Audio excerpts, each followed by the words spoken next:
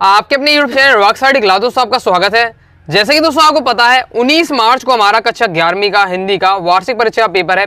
लगातार दोस्तों मैं आपको तैयारी करा रहा हूं, इसलिए दोस्तों मैं आपको पहले ही आपकी आरोह के काव्यखंड गद्यखंड बितान व्यक्ति माध्यम के महत्वपूर्ण प्रश्नोत्तर बता दिए, साथ ही दोस्तों क्या है वस्तुनिष्ठ भी कंप्लीट करा दी। ओके, अब दोस्तों हमारा व्याकरण वाला सेक्शन रह जाता है। ओके, तो व्याकरण वाला सेक्शन कवर करेंगे। ओके, तो हम क्या है व्याकरण के सेक्शन को दो टाइप से पढ़ते हैं। ओके, एक आपका काव्य बोध, एक आपका होता है भाषा बोध। ओके, और बाकी आपका निबंध पत्र लेखन अलग से रहता ही है। ओके, तो आज के इस वीडियो में हम क्या है काव्य बोध देखने वाले। ओके, इसके बहुत सारे टॉपिक कंप्लीट करेंगे, तो देख लेते। ओके, तो देखिए दोस्तों मैं आपको क्या इंपॉर्टेंट क्वेश्चन नहीं बताऊंगा, इंपॉर्टेंट क्वेश्चन के अलावा मैं आपको क्या पूरे टॉपिक बता दूंगा। मतलब जितने टॉपिक है आपके काव्य बोध के मैं पूरे क्रम से आपको पढ़ा दूंगा। जब हम क्या पूरा पढ़ लेंगे तो फिर उससे बाहर जाने का कोई चांस नहीं रहेगा। ओके, तो मैं आपको जितने बताऊंगा सब उसी से रहने वाला है, क्योंकि मैं आपको क्या है पूरा का पूरा टॉपिक पढ़ा दूंगा। ओके, तो सबसे पहले देख लेते हैं कि काव्य बोध में हमारे कौन कौन से हमें टॉपिक पढ़ने होंगे। तो आपको पता है आपका जो सिलेबस है ब्लूप्रिंट है उसके अकॉर्डिंग आपके ये सब एमपी बोर्ड ने आपको पहले ही बता दिया क्या क्या आपसे पूछा जाएगा काव्य बोध मतलब व्याकरण में।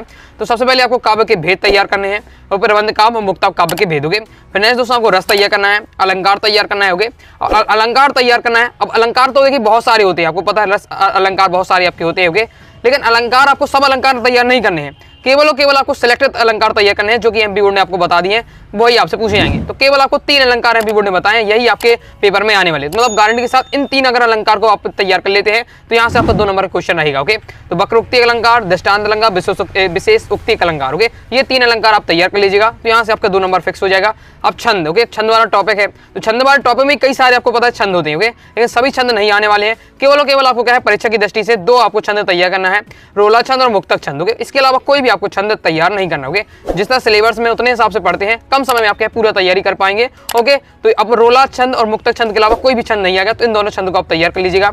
फिर आपको गजल वाला टॉपिक तैयार कर लीजिएगा, शब्द शक्ति आपको पढ़ना है, शब्द गुण पढ़ना है और बिंब विधान पढ़ना है। ओके, तो इतने टॉपिक आपके रहने वाले हैं काव्य बोध में। अगर इन टॉपिक को हम क्या क्रम से पढ़ लेते हैं तो बस पर क्या है हमारे इनसे बाहर कुछ भी क्वेश्चन नहीं जाएगा। ओके, तो मैं आपको क्रम से मैं आपको एक टॉपिक को क्या है बेहतरीन तरीके से पढ़ा दूंगा। जब हम पूरा टॉपिक ही पढ़ लेंगे तो फिर उससे बाहर जाने का कोई बात ही नहीं रहती। ओके, तो देख लेते हैं। तो इस वीडियो में आपको पहले काव्य के भेद आपको समझाने वाला हूँ, इससे जो संबंधित क्वेश्चन बनते हैं वो समझा दूंगा, रस आपको बता दूंगा। ओके, अलंकार और छंद में आपको अलग से वीडियो बना दूंगा अलंकार और छंद की, तो मैं आपको ये 3 अलंकार कवर कर दूंगा, 2 छंद अलग से बता दूंगा।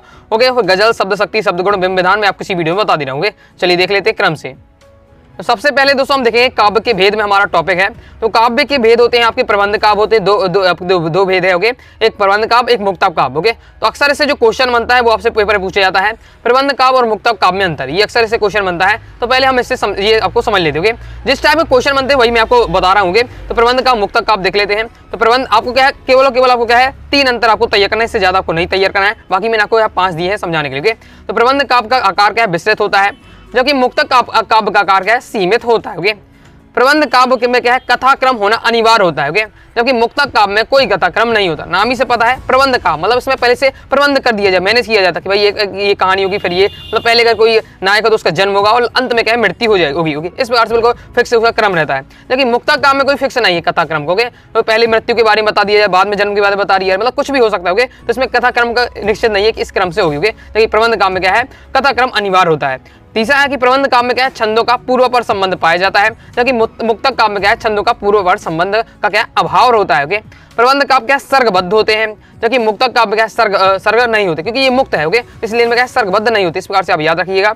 ओके, अब जो 5वां आपका है कि आचार्य रामचंद्र शुक्ल के अनुसार प्रबंध काव्य क्या है विस्तृत वन स्थली है, जबकि क्या है आचार्य रामचंद्र के शुक्ल के अनुसार मुक्तक काव्य क्या है चुना हुआ गुलदस्ता है। मतलब एक पूरा समझ लीजिए जंगल है, जो प्रबंध काव्य है पूरा जंगल है, जबकि जो मुक्तक काव्य है चुना हुआ क्या है गुलदस्ता है। इस प्रकार से बताया गया। ओके, तो इस प्रकार से मैंने आपको 5 आपको अंतर बताए हैं प्रबंध काव्य मुक्तक काव्य में। कोई भी दोस्तों आप अपनी पसंद के 3 अच्छे से याद कर लीजिएगा। ओके, वैसे तो आपका 2 नंबर क्वेश्चन रहने वाला है, तो 2 आपको लिखना है पेपर में, लेकिन 3 से 4 आप याद कर लीजिएगा। आगे देख लेते हैं। इसके बाद दोस्तों आपको नेक्स्ट टॉपिक तैयार करना है खंड काव्य और महाकाव्य में अंतर। ये आपके इसी टॉपिक के अंतर्गत आते हैं, आपके काव्य के भेद प्रबंध काव्य के अंदर आते हैं, इसलिए ये भी टॉपिक भी अक्सर पूछे जाते होंगे। तो देख लेते हैं खंड काव्य और महाकाव्य में अंतर होंगे। और आप क्या है 10वीं में पढ़ा होगा, 9वीं पढ़ा होगा, बहुत ज्यादा महत्वपूर्ण है। और आप 11वीं पढ़े और आगे आप क्या है 12वीं पढ़े होंगे, तो अभी से याद कर लीजिए, बहुत ज्यादा इंपॉर्टेंट है, बिल्कुल आसान रहता है। खंड काव्य क्या होता है, खंड काव्य में क्या है इसमें जीवन के एक पक्ष या एक घटना का वर्णित होती है, जबकि क्या है महाकाव्य में इसमें नायक के क्या संपूर्ण जीवन का दर्शन होता है। खंड काव्य के आकार में क्या सीमित होता है। ओके, जबकि क्या है महाकाव्य आकार में बड़ा होता है। खंड काव्य में क्या है, कथा वस्तु सीमित होती है, कथा वस्तु मतलब कहानी एक बार छोटी होती है, जबकि कथा वस्तु क्या है, व्यापक होती है। महाकाव्य में नाम ही महाकाव्य के, तो मतलब कथा वस्तु व्यापक होती है। खंड काव्य में क्या है, एक ही सर्ग होता है, जबकि महाकाव्य में क्या है, अनेक सर्गों में विभाजित होता है। फिर आपको उदाहरण बता दें, खंड काव्य में कौन कौन से आपके काव्य आते हैं, पंचवटी, सुदामा चरित, पतंग, ये सब के आपके खंड काव्य है। महाकाव्य में आपके रामचरितमानस, कमायनी, साकी, ये सब आपकी महाकाव्य है। अक्सर सही जोड़िया वस्तुनिष्ठ में आता है, पंचवटी क्या है तो खंड काव्य हो गए, रामचरितमानस क्या है महाकाव्य, इस प्रकार से। तो ये आपको दिया है खंड काव्य महाकाव्य में अंतर। दो अच्छे से अंतर तैयार कर लिए, 2 नंबर में अक्सर ये पूछा जाता होगा, इस प्रकार से दिया हुआ अच्छे से याद कर लीजिएगा। कोई भी आप 2 से 3 पॉइंट अच्छे से याद कर लेना होगा, बिल्कुल आसान, छोटे मैंने आपको दिए, एकदम सिलेक्टेड में आप लिखे हुए। ओके, तो आगे देख लेते हैं। तो इस प्रकार से दोस्तों हमने क्या है, काव्य के भेद, प्रबंध काव्य, मुक्तक काव्य से संबंधित जो क्वेश्चन आते थे मैंने आपको बता दिए। एक तो आपका क्वेश्चन बनता है प्रबंध काव्य, मुक्तक काव्य में अंतर, और खंड काव्य और महाकाव्य में अंतर, बस इतना ही पूछा जाता है, जैसे के बारे में नहीं आता। ओके, तो मैंने आपको बता दिया। अब ये अपना टॉपिक कंप्लीट हो जाता है। नेक्स्ट हमारा रस वाला टॉपिक देख लेते हैं। ओके, रस इस टॉपिक से जितने मैं आपको रस पढ़ा देता हूँ, साथ ही इस टॉपिक जो क्वेश्चन बनते हैं इस टॉपिक से वो बता देता हूँ। ओके, तो रस पढ़ने से पहले आपके से संबंधित क्वेश्चन बहुत ज्यादा महत्वपूर्ण है। स्थायी भाव संचारी भाव में अंतर। ओके, तो देख लेते हैं, स्थायी भाव संचारी भाव में अंतर बहुत ज्यादा महत्वपूर्ण है। ओके, और ये आपको क्या आपके क्या है, क्लास 12th के लिए भी बहुत ज्यादा महत्वपूर्ण। जितने टॉपिक बता रहा हूँ सब क्लास 12th में भी अधिकतम है आपके, तो अभी से आप तैयार कर लीजिए, तो बाद में आपको क्या है मेहनत नहीं करनी पड़ेगी। तो स्थायी भाव और संचारी भाव में आप अंतर देख लेते हैं। तो स्थायी भाव क्या होते हैं, नाम से देखिए, यहाँ मैं आपको पहले बताऊँ, स्थायी भाव क्या होते हैं, स्थायी रहते हैं। संचारी भाव कैसे होते हैं, ये क्या है, आते हैं फिर चले जाते हैं, इस प्रकार से होते हैं। ओके, समझ लेते हैं। आश्रय के चित्त में उत्पन्न होने वाले स्थिर मनोविकारों को स्थायी भाव कहते हैं। मतलब आश्रय के चित्त में जो उत्पन्न होते हैं स्थिर मनोविकार, जो स्थायी भाव, वो स्थायी भाव कहते हैं। नेक्स्ट हमारा संचारी भाव में कि आश्रय के चित्त में उत्पन्न होने वाले अस्थिर मनोविकारों को संचारी भाव कहते हैं। स्थायी भाव स्थिर रहते हैं और संचारी भाव क्या है, अस्थिर रहते हैं। जो मनोविकार उत्पन्न होते हैं ओके मन में और क्या स्थिर रहते हैं, तो स्थायी भाव, और फिर जो संचारी भाव होते हैं वो अस्थिर होते हैं, याद रखिएगा। नेक्स्ट हमारा स्थायी भाव उत्पन्न होकर नष्ट नहीं होते, अंत तक बने रहते हैं। मतलब एक बार अगर स्थायी भाव आ गया तो वो हमेशा अंत तक बना रहेगा। जबकि संचारी भाव है वो पानी के बुलबुलों की भांति क्या है, बनते और मिटते रहते होंगे, फिर आ गया फिर चला गया फिर आ गया, इस प्रकार से होता रहता है। जबकि स्थायी भाव क्या है, बना रहता है। नेक्स्ट हमारा स्थायी भाव प्रत्येक रस का नियत होता है, मतलब प्रत्येक रस का स्थायी भाव है। जैसे हमें पता है श्रृंगार रस का रति है, वीर रस का उत्साह है, ओके, भयानक रस का भय है, तो ये फिक्स है। हर रस का क्या है, एक नियत फिक्स मतलब क्या है, स्थायी भाव। जबकि एक ही संचारी भाव के अनेक रसों के साथ रह सकता है, जबकि एक संचारी भाव के उसमें एक संचारी भाव में कई सारे रस हो सकते हैं, ये भी हो सकता है। मतलब एक संचारी भाव है तो हर रस किसी भी जिस रस के साथ रहना वो रह सकता है, ये होता है। अब देख लेते हैं स्थायी भाव की संख्या कितनी होती है, 10 होती है, जबकि संचारी भाव की संख्या कितनी है, 33 होती है। तो ये आपको याद रख लेना है। तो इस प्रकार से दोस्तों मैंने आपको स्थायी भाव संचारी भाव में 4 अंतर बताए हैं। ओके, तो 3 तो अंतर कम से कम आपको याद रख लेना है। ओके, तो कंप्लीट हुआ, तो आगे देख लेते हैं। दोस्तों टेलीग्राम चैनल को ज्वाइन किया, ज्वाइन जरूर कर लीजिएगा। ज्वाइन करने के लिए दोस्तों डिस्क्रिप्शन में मैंने टेलीग्राम चैनल की लिंक दे दी है, क्लिक करके आप ज्वाइन हो जाइएगा। या फिर दोस्तों आप क्या है टेलीग्राम ऐप पर जाइएगा और सर्च करिएगा अनुराग स्टडी क्लासेस, सबसे पहले आपको अपना चैनल मिल जाएगा। 90,000 से ज्यादा स्टूडेंट जुड़े हुए हैं, यहाँ जरूर ज्वाइन हो जाइएगा। फायदा ये रहेगा कि आपको वीडियो नोटिफिकेशन तुरंत ही मिल जाएगी। इंपॉर्टेंट दोस्तों आपको क्या है PDF वगैरह आपको तुरंत ही यहाँ मिल जाती है, साथ ही इंपॉर्टेंट इन्फॉर्मेशन। ओके, तो ज्वाइन करके जरूर कीजिएगा। अब दोस्तों हम रस वाला टॉपिक एकदम फास्ट में बताते जाऊंगा। ओके, तो ध्यान से देखते चलिएगा। मैं आपको एक ही वीडियो में कंप्लीट मैं आपको ज्यादा टॉपिक कंप्लीट कर रहा हूँ, ऐसा नहीं अलग से रस की वीडियो बनाऊँ फिर अलग से मैं आपको छंद की बताऊँ। इस प्रकार से अलग अलग टॉपिक वीडियो ना बनाकर मैं यकीन बता रहा हूँ, ताकि कम समय रहेगा तो अच्छी तैयारी कर सकोगे वीडियो देखते ही देखते। तो रस क्या होता है, रस के देख लेते पहले, परिभाषा पता ही होनी चाहिए। ओके, तो किसी काव्य या साहित्य को पढ़ने या सुनने देखने में से पाठक, श्रोता या दर्शक को जिस आनंद की अनुभूति होती है उसे हम क्या है, रस कहते हैं। देख लेते रस के कितने अंग होते हैं, 4 अंग होते हैं। ओके, अब ये मैं टॉपिक आपको क्यों बता रहा हूँ, ये टॉपिक इसलिए मैं आपको बता रहा हूँ रस के कितने अंग होते हैं, 4 अंग होते हैं, क्योंकि वस्तुनिष्ठ में अक्सर ये पूछा जाता है। ओके, वस्तुनिष्ठ में आपके अक्सर ये क्वेश्चन आते हैं। ओके, तो 4 अंग होते हैं, याद रखिएगा। फिर आप कौन कौन से अंग होते हैं, स्थायी भाव, विभाव, अनुभाव, संचारी भाव। ओके, याद रख लीजिएगा, एक बात नहीं पूछे जा सकते, इसलिए मैं आपको इन टॉपिक कवर कर रहा हूँ। ओके, अब यहाँ से जो मैं आपको बताने वाला हूँ टॉपिक गारंटी के साथ दोस्तों, एक आपको वस्तुनिष्ठ यहाँ से बनने वाला है। ओके, वो क्या रहता है आपका रस, और रस का स्थायी भाव से पूछा जाता है। तो याद कर लीजिएगा, आपको पता है 10 आपके रस होते हैं, 10 के 10 की रस की आपको स्थायी भाव याद कर लीजिएगा, क्योंकि अक्सर यहाँ के वस्तुनिष्ठ बनता है। ओके, क्लास 12 में हमेशा बता दूं, क्लास 12 में भी अक्सर आता है। ओके, क्लास 11 में भी अच्छे से याद रखिएगा। तो बता देता हूँ एक बार आपको, श्रृंगार रस का होता है आपका रति स्थायी भाव, शांत रस का निर्वेद होता है, करुण रस का होता है करुण शोक होता है। शोक आप लिखना है आपको इसमें। हास रस का आपको हास होता है, वीर रस का स्थायी भाव आपका उत्साह होता है, रौद्र रस का स्थायी भाव क्रोध होता है, भयानक रस का स्थायी भाव भय होता है। विवश रस का स्थायी भाव क्या है, जो उससे घृणा होती है।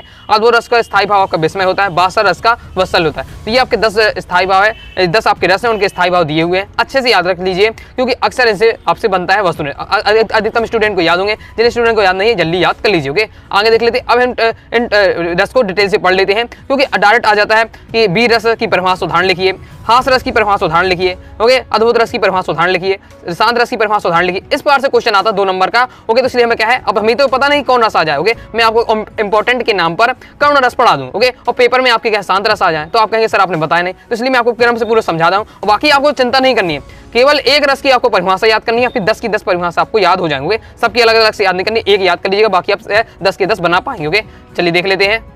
ओके, तो फास्ट ही पढ़ते जाइएगा, मैं आपको समझा दूंगा एक बार, तो आपको क्या है पूरे क्रम से तैयार करते जाइए। पहले हम देख ले श्रृंगार रस। ओके, अब परिभाषा एक बार याद कर लीजिए, बाकी 10 की 10 में परिभाषा वही आपको लिखनी है, एक शब्द बस आपको चेंज करना है, बाकी आपकी सही वही परिभाषा रहेगी। परिभाषा क्या है आपकी, सा हृदय के हृदय में स्थित रति नामक स्थायी भाव का जब विभाव अनुभाव संचारी भाव से संयोग होता है, वहां आपका क्या श्रृंगार रस की निष्पत्ति होती है, उत्पत्ति होती है। ये आपको परिभाषा याद रख लेनी है।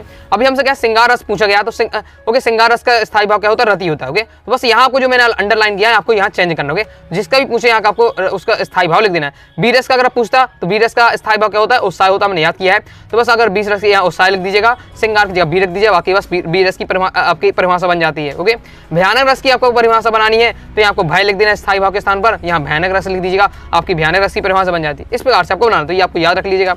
ओके, श्रृंगार रस के क्या 2 भेद होते हैं। ओके, एक संयोग और वियोग श्रृंगार। ओके, संयोग श्रृंगार में क्या होता है, नायक नायिका के सौंदर्य तथा प्रेम संबंधी परिपक्व अवस्था को क्या है, संयोग श्रृंगार के रस कहते हैं। उदाहरण याद कर लीजिएगा, राम के रूप को निहारत जानकी कंगन के नक की परछाई याति सभी सुध भूल गए कर टेक रही तक पलटारत नहीं। ये आपको याद रखना है, इसमें क्या है आपका संयोग श्रृंगार। ओके, नेक्स्ट है आपका वियोग श्रृंगार। श्रृंगार रस कम ही आता है। ओके, बाकी आपको एक बार पढ़ लेना है। वियोग श्रृंगार क्या है, जिस रचना में नायक नायिका के विरह ओके मतलब बिछोड़ने का वर्णन होता है, वहाँ वियोग रस होता है। हे खग मृग हे मधुकर्ण श्रेणी तुम देखी सीता मृग ने दी। तो मैं आपको जितने भी आपको उदाहरण बताऊंगा बिल्कुल आसान बताऊंगा, जो आप क्या आसानी से याद कर सकोगे। तो ये आपका श्रृंगार रस हो जाता है। आगे देख लेते हैं। अब देख लेते हैं हम करुणा रस। ओके, करुणा रस की भी परिभाषा मैंने आपको ट्रिक बता ही चुका हूँ कि परिभाषा किस प्रकार से बतानी है। सा हृदय के हृदय में स्थित, अब यहाँ आपको शोक हो जाएगा, क्योंकि करुणा रस का स्थायी भाव क्या होता है, शोक होता है। ओके, शोक नामक स्थायी भाव का जब विभाव अनुभाव संचारी भाव से संयोग होता है तब है करुणा रस की निष्पत्ति होती है। ओके, तो वही परिभाषा देखिए, पूरा वही शब्द लिखे हुए हैं, केवल आपको क्या करुणा रस की पूछी जा रही थी, इसलिए मैंने उसका शोक स्थायी भाव लिख दिया और करुणा रस लिख दिया। ओके, तो बाकी परिभाषा बन गई।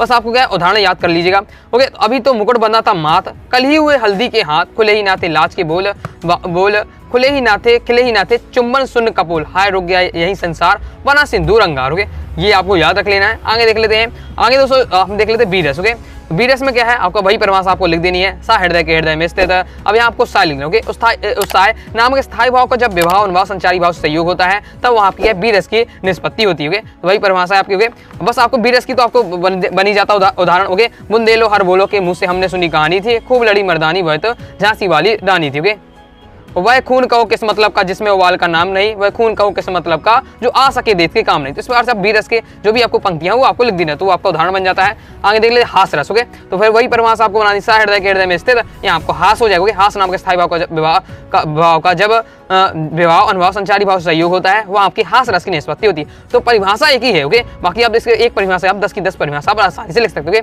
बस आपको क्या उदाहरण याद करते जाइए, तो मैं लगभग आपको आसान बताते जा रहा हूँ। ओके, हास रस का उदाहरण याद कर ली सकते हैं। कहा बनरिया ने बंदर से चलो नहाए गंगा, बच्चों को छोड़ो घर में होने दो हड़दंगा। इस प्रकार से आप लिख सकते हो। नेक्स्ट हम रौद्र रस देख लेते हैं। रौद्र रस में वही है, सा हृदय के हृदय में स्थित क्रोध, क्योंकि रौद्र रस का स्थायी भाव क्या होता है, क्रोध। क्रोध नामक स्थायी भाव का जब विभाव अनुभाव संचारी भाव से सहयोग होता है, वो आपके रौद्र रस की निष्पत्ति होती है। उदाहरण में आपका श्री कृष्ण के सुन वचन, अर्जुन क्रोध से जलने लगे, सब शोक अपना भूल कर करतल युगल मनने लगे, संसार देखे अब हमारे शत्रु में मित पड़े, करते हुए वह घोषणा वे हो गए उठकर खड़े। ओके, ये आप याद रख लीजिए। आगे देख लेते हैं। आगे दोस्तों हमारा आ जाता है भयानक रस। ओके, भयानक रस देख लेते हैं। तो सा हृदय के हृदय में स्थित भय नामक स्थायी भाव को जब विभाव अनुभाव संचारी भाव सहयोग होता है, वो आपकी भयानक रस की निष्पत्ति होती है। ओके, वही परिभाषा भय अपने स्थायी भाव भयानक का क्या होता है, भय होता है। ओके, बस अब इसमें क्या है भयानक रस का आपको एक बताना है। एक और अजगरी एक और मृगराय बिकल बटोरी बीच के परियो मूर्छा खाए। ओके, देखो मैंने जितने भी आपको उदाहरण बताऊंगा जो मुझे स्वयं याद है बिल्कुल आसान है। ओके, मैं एकदम आसान वाले ला रहा हूँ क्योंकि आपको उदाहरण तो बहुत सारे मिल जाए लेकिन कठिन होते हैं, तो कम शब्दों में आसान वाला। अब देखिए किस प्रकार से मैं बताता हूँ। एक और अजगर है, मतलब एक और अजगर है, एक और मृगराय, मृगराय मतलब शेर है, एक और अजगर है और एक और क्या है, शेर है। ओके, बिकल बटोरी बीच में, मतलब कोई व्यक्ति है तो बीच में फंस गया इन दोनों के। ओके, पर मूर्छा खाए, तो दोनों को देखकर क्या घबरा जाता, भय आ जाता, क्योंकि अगर आपके बगल में एक बार अजगर हो जाए, एक बार शेर हो जाएगा तो पता है क्या हो जाएगा। ओके, तो मूर्छा खा जाएंगे। तो वही इसमें बताया गया। ओके, तो बिल्कुल आसान है आपका उदाहरण, तो ये भी याद कर लीजिएगा। अब देख लेते विवश रस। विवश रस घृणा वाला जो होता है। ओके, तो हृदय में से जुगुस्सा है। विवश रस का स्थायी भाव होता है जुगुस्सा। जुगुस्सा नामक स्थायी भाव को जब विवाह अनुवाद संचारी और सहयोग होता है, वहां आपकी क्या है, विवश रस की निष्पत्ति होती है। इसमें भी देख लो उदाहरण। सिर पर बैठे हो काग, आंखें दोई खात निकारत, खींचहि जीवहि स्यार, अतीत आनंद और धारत। ओके, मतलब क्या है, सिर पर काग बैठा हुआ है। ओके, आंखें उसकी दोई निकाल रहा है। ओके, खा रहा है, ये समझ रहे हैं आप। कोई मृत व्यक्ति है तो उसके ऊपर सिर में कौन बैठा है, कौवा बैठा है, उसकी आंखें निकाल रहा है, उसकी खा रहा है। ओके, उसकी जीभ खींच रहा है और बड़े मजे से आनंद ले रहा है। ओके, उसके लिए तो यही आनंद रहता है। ओके, आगे देख लेते हैं। आगे दोस्तों हमारा अद्भुत रस। ओके, अद्भुत रस का स्थायी भाव का होता है विस्मय होता है। ओके, तो हृदय में विस्मय नामक स्थायी भाव को जब विवाह अनुवाद संचारी सहयोग होता है, वो आपकी क्या है, अद्भुत रस की निष्पत्ति होती है। ओके, उदाहरण क्या है, आपने ये सुना भी होगा आपने। ओके, बिनु पद चले सुने बिनु कहना, कर बिनु कर्म करे विधि नाना। भगवान के लिए कहा गया। ओके, कि क्या है, उनके क्या है, पाँव भी नहीं है। ओके, उनके पाँव भी नहीं है, उनके वो सुन भी नहीं सकते हैं, उनके हाथ भी नहीं है। ओके, और फिर भी क्या है, कुछ भी ना होने के बाद सब कुछ काम करते हैं। ओके, तो भगवान के लिए कहा, तो बिल्कुल आसान है। ओके, तो आश्चर्य की बात होती है जब इसे आप पढ़ते हैं, इसलिए इसमें क्या है, अद्भुत रस। ओके, अब देख ले शांत रस। शांत रस में क्या है, हृदय में स्थित निर्वेद नामक स्थायी भाव को जब विवाह अनुवाद संचारी भाव सहयोग होता है, वो आपकी शांत रस की निष्पत्ति होती है। शांत रस का यहाँ क्या होता है, स्थायी भाव निर्वेद होता है। उदाहरण क्या है, जब मैं था तब हरि नहीं, अब हरि है तो मैं नहीं, सब अंधियारा मिट गया, जब दीपक देखा माही। ओके, ये हो जाता है। आगे देख लेते हैं। नेक्स्ट दोस्तों लास्ट हमारा रस है वात्सल रस। ओके, हृदय में स्थित वात्सल का होता है बत्सल। ओके, ये होता है स्थायी भाव। ओके, स्थायी नामक जब विवाह अनुवाद संचारी व सहयोग होता है, वहाँ आपकी क्या है, वात्सल रस की निष्पत्ति होती है। मैया कभी बढ़ेगी चोटी, कितनी बार मोही दूध पियत भाई, आ जाऊँ है या चोटी। ओके, ये आपका हो जाता है। आगे देख लेते हैं। आगे दोस्तों हमारा जो टॉपिक है, आपके अलंकार और छंद तो अलग से वीडियो में इनकी बना दूंगा। ओके, तो अलग से मैं आपको समझा दूंगा इनका। ये टॉपिक और समझ लेते हैं, गजल देख लेते हैं। ओके, गजल को हम समझ लेते हैं। तो गजल अगर एक टॉपिक आपकी इस बार दिया हुआ है तो गजल का पक्का की परिभाषा उदाहरण आपसे पूछा जाएगा, इससे ज्यादा आपको नहीं पूछा जाएगा। तो हम देख लेते हैं। ओके, तो देख लेते हैं गजल। ओके, गजल की परिभाषा अगर आपसे लक्षण ही पूछे जाते हैं या परिभाषा पूछे जाते हैं, बात एक ही रहेगी आपकी। ओके, परिभाषा याद कर ले, लक्षण के रूप में पूछे तो अभी लक्षण भी वही कहलाते होंगे, क्योंकि उसकी बात होती है परिभाषा में। तो गजल क्या होती है, गजल एक ऐसी विधा है जिसमें किसी बहर पर आधारित दो लयात्मक पंक्तियों के विशेष कहने पर क्या है, पूर्व पर निक्षेप 5 या अधिक युग्म होते हैं, जिसमें पहले युग्म में 2 पंक्ति क्या है, तुकांत होती है, जबकि अन्य युग्मों की पंक्ति क्या है, तुकांत तथा दूसरी पंक्ति क्या है, सम तुकांत होती है। अब उदाहरण आपको इस प्रकार से दिया। अब ये काफी बड़ा है, लेकिन आप अपने से थोड़ा सर्च करिएगा। ओके, नेट वगैरह में गजल की अच्छे से उदाहरण अच्छे से तैयार कर लीजिएगा और अच्छे से आपकी परिभाषा तैयार कर लीजिएगा। ये आपका टॉपिक रहने वाला है। ओके, तो अच्छे से इसे आपको तैयार कर लीजिएगा। ओके, ये गजल का आपको उदाहरण दिया तो इससे भी आप याद कर सकते हैं, इस प्रकार से स्क्रीनशॉट आप ले सकते हो। कंप्लीट होता आगे देख लेते हैं। ओके, तो इस प्रकार से हमने गजल टॉपिक भी देख लिया। ओके, गजल के लिए आपको करना है परिभाषा और उदाहरण अच्छे से तैयार कर लीजिएगा, इसी संबंधित क्वेश्चन बनेगा। बाकी इससे ज्यादा आपका नहीं रहे, विशेषता पूछी जा सकती है गजल की, तो वही आपकी जो परिभाषा है वही आपकी विशेषता बन जाती है। ओके, आगे देख लेते हैं। अब हमारा शब्द शक्ति, शब्द गुण, विधान देख लेते हैं। तो आगे बढ़ने से पहले दोस्तों बता दूं, अभी तक दोस्तों आपने अपने हिंदी के कोर्स को ज्वाइन कर सकते हैं। इस हिंदी के कोर्स में दोस्तों आपको क्या मिलने वाला है, आपका कंप्लीट आपको व्याकरण के टॉपिक मिल जाएंगे, साथ ही आपके आरोह के काव्यखंड, गद्यखंड, वितान, व्यक्ति माध्यम, सब इंपॉर्टेंट क्वेश्चन, इंपॉर्टेंट वस्तुनिष्ठ आपको मिल जाएंगे। मतलब कंप्लीट आप तैयारी कर पाएंगे कम समय में, पीडीएफ रूप रहेगा तो आसानी से आप तैयारी कर पाएंगे। तो कोर्स ज्वाइन करने के लिए 9039 दी गए व्हाट्सएप नंबर मैसेज करना है। फीस 249 रुपए, 50% ऑफ चल रहा है, केवल 125 रुपए में कंप्लीट आपको क्या है, क्लास 11 हिंदी का कोर्स आपको दिया जा रहा है। आगे देख लेते हैं। तो दोस्तों अब देखेंगे हम शब्द गुण। ओके, एक आपको वीडियो का काफी लंबा हो सकता है, लेकिन मैं आपको एक एक टॉपिक को बेहतरीन तरीके से बता रहा हूँ। बाकी चाहे आपके यही जैसे इस प्रकार से क्वेश्चन आते हैं, आप देख सकते हैं, इसी प्रकार से डायरेक्ट आपसे पूछ लिए जाते हैं टॉपिक्स। ओके, तो शब्द गुण देख लेते हैं, शब्द गुण क्या होता है। तो शब्द गुण की परिभाषा और ये कितने प्रकार के होते हैं, डायरेक्ट ये क्वेश्चन आपका बन सकता है, इसलिए आपको शब्द गुण की परिभाषा पता होनी चाहिए। शब्द गुण क्या है, जिस तरह वीरता, उदारता, दया आदि मनुष्य की आत्मा के धर्म है, उसी तरह माधुर्य, ओज आदि रस के धर्म होते हैं। ओके, जो काव्य तत्व रस के नृत्य धर्म है उन्हें क्या है शब्द गुण कहते हैं। ये क्या है थोड़ा सा उनके बारे में बता गया, ओके बता रहे मतलब मेन परिभाषा शब्द गुण की कितना है कि जो काव्य तत्व रस के क्या है नित्य धर्म है उन्हें क्या है शब्द गुण कहते हैं। मेन परिभाषा ये है, तो इस प्रकार से थोड़ा आपको लिखना है, ओके जिस प्रकार से मैंने आपको लिखा हुआ है। फिर आपको बताना है शब्द गुण के 3 प्रकार होते हैं, माधुर्य, ओज, प्रसाद। ओके शब्द गुण भी 3 प्रकार के होते हैं, शब्द शक्तियां भी 3 प्रकार के होते हैं। याद रखिएगा, वस्तुनिष्ठ में आपसे पूछा जाता है। शब्द गुण होते हैं 3 प्रकार के, शब्द शक्ति होते हैं 3 प्रकार। कौन कौन से होते हैं उनका नाम भी याद रख लीजिएगा। ओके एक वाक्य से क्वेश्चन आपसे बन सकता है। तो आई होप आपने क्या शब्द गुण की परिभाषा देख ली और उनके प्रकार देख लिए। अब इन जो आपके माधुर्य गुण है, ओज गुण है, प्रसाद गुण, इनको हम क्या डिटेल से पढ़ेंगे क्योंकि क्या है अक्सर क्वेश्चन बन जाता है। माधुर्य गुण की परिभाषा उदाहरण लिखिए, ओज गुण की परिभाषा उदाहरण लिखिए, प्रसाद गुण की परिभाषा उदाहरण लिखिए, इस प्रकार से। तो माधुर्य गुण को देख लेते हैं, बिल्कुल आसान भाषा में आपको लिखा हुआ है। परिभाषा क्या है कि जिस काव्य को सुनने या पढ़ने से मन पुलकित हो उठे और कानों को मधुर प्रतीत हो वह माधुर गुण होता है। मतलब कोई हम काव्य पढ़ रहे हैं और हमारा क्या मन पुलकित मतलब खुशी से भरा उठता है मन। ओके साथ ही में कानों को मधुर लगे, ओके कानों को अच्छा लगे, ओके वो वहाँ माधुर गुण होता है। ओके ये हो जाता है आपकी माधुर्य की परिभाषा। उदाहरण क्या है, बिल्कुल आसान है। बीती बिवारी जागरी अंबरपन घट में डुबो रही तारा घट ऊषा नागरी। याद कर लीजिएगा, आगे देख लेते हैं। ओके नेक्स्ट हमारा ओज गुण, ओज गुण भी देख लेते हैं। नाम ही ओज, ओज से जिसमें जोश से संबंध। ओके जिस काव्य को सुनने या पढ़ने से चित्त में क्या है उत्तेजना वृत्ति जागृत हो वह रचना क्या है ओज गुण संपन्न होती है। मतलब क्या है जिसमें जोश आ जाओ, जिसमें बीर रस हो के वो होता है। ओके मतलब बीर रस का जो उदाहरण है वही आप इसमें भी लिख सकते हैं। तो बुंदेलो हर बोलो के मुँह से हमने सुनी कहानी थी, खूब लड़ी मर्दानी वह तो झांसी वाली रानी थी। ओके याद आपको ये होगा ही, अगर बीर रस में आता तो भी आपको ये उदाहरण लिख दीजिएगा। ओज गुण का भी उदाहरण यही रहता है। ओके आगे देख लेते हैं प्रसाद गुण। प्रसाद मतलब थोड़ा शांति वाला। ओके तो जिस रचना के सुनने या पढ़ने से हृदय प्रभावित हो उठे, बुद्धि निर्मल बने, मन खिल उठे, उसमें क्या है प्रसाद गुण होता है। ओके परिभाषा का पढ़ लीजिएगा, जिस प्रकार से लिखा हुआ इस प्रकार से एजेक्ट याद कर लीजिएगा। ओके एक लाइन की है। ओके प्रसाद गुण में उदाहरण, हे प्रभु आनंद दाता ज्ञान हमको दीजिए, शीघ्र सारे दुर्गुणों को दूर हमसे कीजिए। ओके मैंने वही उदाहरण सेलेक्ट किए जो मुझे आशा की आपको याद होंगे, ये आप सब आपने पता होगा। ओके प्रार्थना में अक्सर हुआ करता है, वो भी आपको बुंदेलो हर ऐसे मैंने उदाहरण आपको सेलेक्ट किए जो आपको पहले से याद हो, आपको मेहनत ना करने पड़े। ओके बाकी आपको पता है बहुत सारे आपको क्या है उदाहरण मिल जाएंगे, तो जो भी आपको याद करना कर लीजिएगा। बाकी मैंने आपको समझा दिया, आगे देख लेते हैं। अब शब्द शक्ति देख लेते हैं। शब्द शक्ति हमारा क्या है। ओके शब्द शक्ति की परिभाषा इसके प्रकार पूछे जा सकते हैं इस प्रकार से क्वेश्चन। शब्द शक्ति क्या होती है, शब्द और अर्थ के संबंध को शब्द शक्ति कहते हैं।